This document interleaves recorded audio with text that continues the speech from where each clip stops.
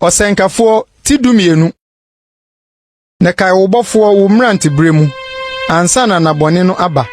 Na imfi a wobeka se Mini ho anigye no adu.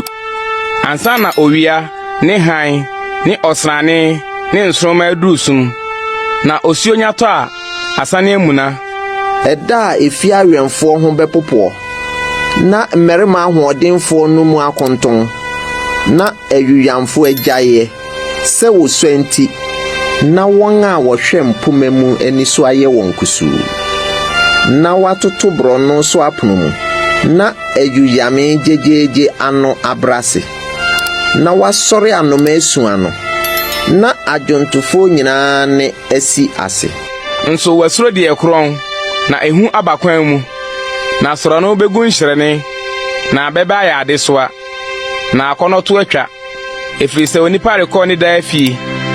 Na iyofo rechini mro no so. Ansa na dwete ho ma no ate.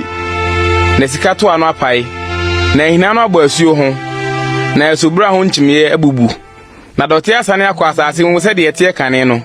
Na honhom asane akọ Onyankopon a ode maaye no nchen. Awudie mu awudie. Osankafo no na wose. Ni nyina ye ahuhudie.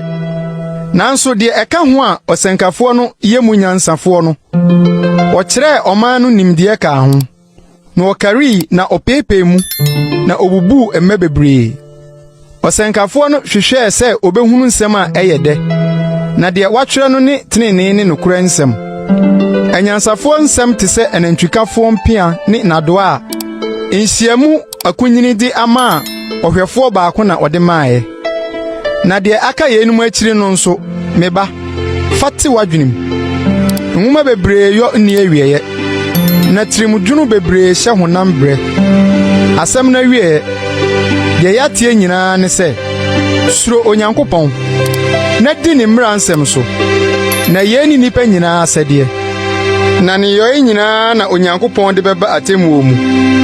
Na de ahunta nyina nso papo boni o wabu ho aten.